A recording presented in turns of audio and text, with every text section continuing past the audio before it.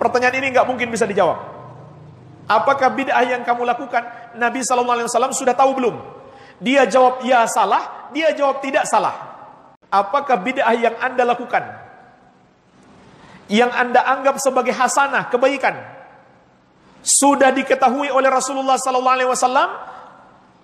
Jawabannya, mereka akan menjawab, kalau bukan ya, maka tidak. Sekarang kita lihat, seandainya mereka menjawab ya, dan seandainya mereka menjawab tidak. Jadi, dua kemungkinan.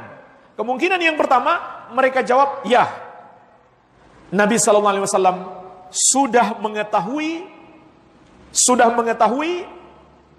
kebaikan tersebut. Nabi SAW sudah mengetahui kebaikan tersebut. Tapi ternyata beliau tidak mengajarkannya. Mereka yang pertama menemukan. Nah, padahal Nabi SAW sudah mengetahui, tapi beliau tidak mengajarkannya.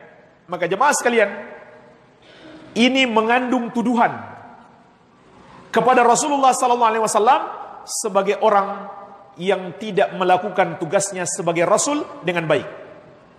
Kenapa?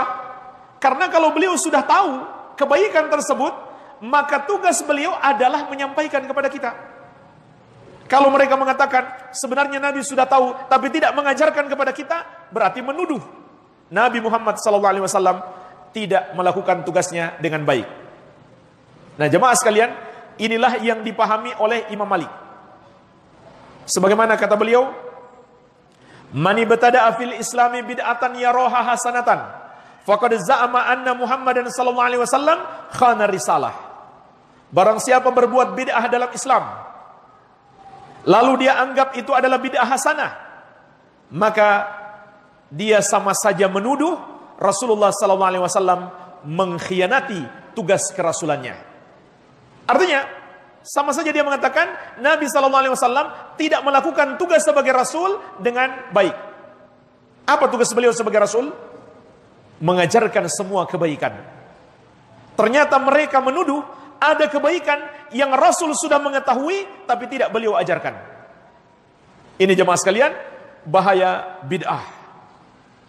Bid'ah itu seakan-akan menuduh Rasulullah SAW tidak melakukan tugasnya dengan baik sebagai seorang Rasul. Karena Allah telah mengatakan, "Al-yawma akmaltu lakum dinakum." Pada hari ini telah kusempurnakan untukmu agamamu. Artinya, agama kita sudah lengkap. Lengkap itu maknanya semua kebaikan sudah diajarkan oleh Nabi SAW. Karena sudah lengkap. Seharusnya Nabi SAW telah mengajarkan semua kebaikan. Lalu ada orang yang mengklaim, ini buktinya ada kebaikan yang Nabi SAW belum ajarkan. Padahal beliau sudah tahu. Berarti dia menuduh Nabi SAW tidak melakukan tugasnya dengan baik. Maka Imam Malik rahimahullah ta'ala kemudian memberikan kesimpulan. "Fama lam yakun yauma idzin dinan, fala yakunul yauma dinan." Maka sesuatu yang pada hari itu, yaitu hari ketika Allah menyempurnakan agama ini, sesuatu itu bukan bagian dari ajaran agama, pada hari ini pun tidak akan pernah menjadi bagian dari ajaran agama. Ini kesimpulan pemahaman Imam Malik. Imam Malik gurunya Imam Syafi'i. Barang siapa mengadakan satu amalan atau membuat-buat dan mengamalkan amalan yang tidak dicontohkan Nabi SAW, maka itu bukan bagian dari ajaran agama. Baik. Kemudian jemaah sekalian, dalam banyak hadis Nabi SAW juga telah menegaskan beliau telah mengajarkan semua kebaikan. Di antaranya hadis riwayat Muslim dari Abdullah bin Amr bin Al-As radhiyallahu anhuma. Kata Nabi SAW, "Innahu lam yakun nabiyyun qabli illa kana haqqan alaihi ayyadulla ummatahu ala khairin ma ya'lamuhu lahum wa yunzirahum syarra ma ya'lamuhu lahum." Sesungguhnya tidak ada seorang nabi pun sebelumku kecuali wajib atasnya menunjukkan kepada umatnya kebaikan yang dia ketahui dan mengingatkan mereka keburukan yang dia ketahui. Jadi ini dilakukan seluruh para nabi. Semua kebaikan sudah dia ajarkan, semua kejelekan sudah dia ingatkan. Maka kalau ada yang mengatakan bid'ah itu sebenarnya Nabi SAW sudah mengetahui tapi beliau tidak mengajarkannya, berarti mereka menuduh jelek kepada Nabi SAW. Baik, ini kemungkinan yang pertama. Mereka jawab, ya, Nabi sudah tahu. Kemungkinan yang kedua, mereka jawab tidak. Beliau belum tahu.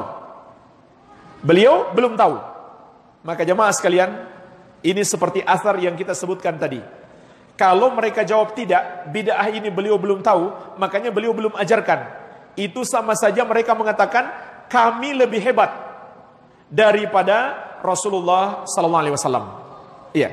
Dan ini pula yang dipahami oleh Imam Malik. Ini pula yang dipahami oleh Imam Malik.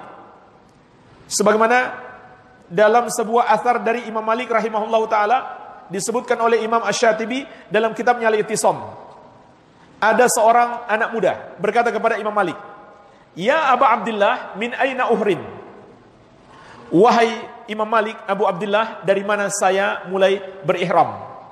Qala min Dzul Hulaifah. Qala min Dzul Hulaifah, min haitsu ahrama Rasulullah sallallahu alaihi wasallam. Maka kata Imam Malik, berihramlah dari Dzul Hulaifah. Itulah tempat Rasulullah sallallahu alaihi wasallam mulai berihram. Sekarang itu disebut dengan Bi'r Ali. Kalau kita dari Masjid Nabawi atau dari hotel kita ke arah Makkah, maka kurang lebih setengah jam perjalanan kita mampir di Dzul Hulaifah. Dari situlah kita mulai berihram untuk haji atau umrah. Faqala, maka anak muda itu berkata, "Inni uridu an uhrima minal masjid." Sesungguhnya saya ingin berihram dari masjid.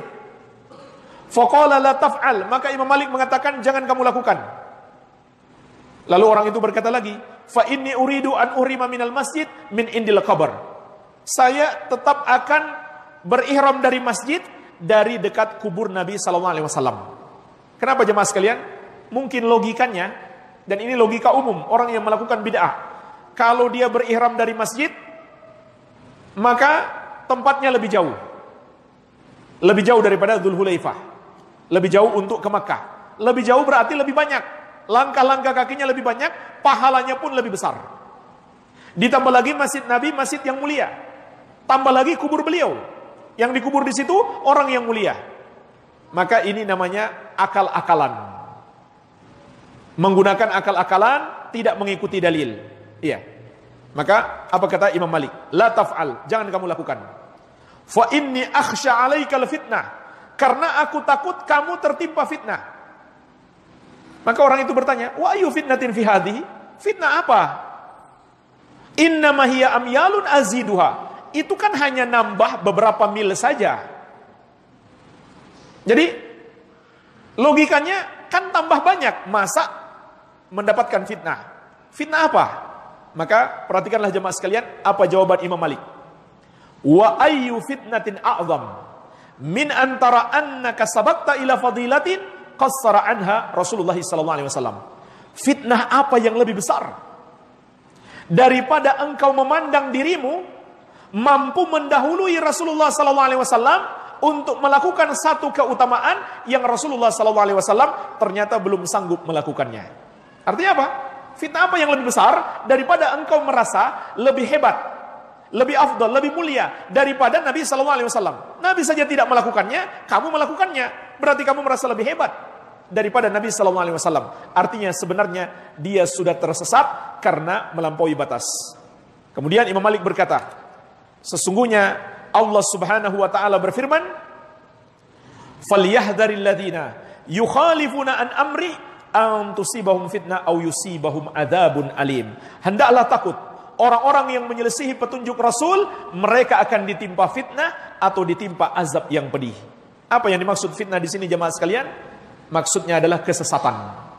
Jadi orang yang mengada-ada dalam agama berarti dia menyelisihi petunjuk Rasul. Ini pemahaman Imam Malik. Perhatikan jemaah sekalian, ini pemahaman Imam Malik. Orang yang mengada-ada dalam agama berarti dia menyelisihi petunjuk Rasul. Makanya Imam Malik baca ayat ini. Ancaman kepada orang yang menyelisihi petunjuk Rasul.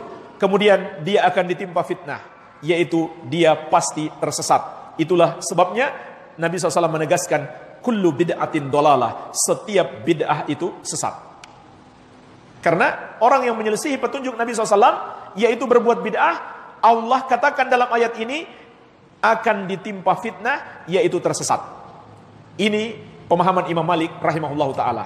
Jadi pertanyaan ini nggak mungkin bisa dijawab. Apakah bid'ah yang kamu lakukan Nabi SAW sudah tahu belum? Dia jawab ya salah, dia jawab tidak salah.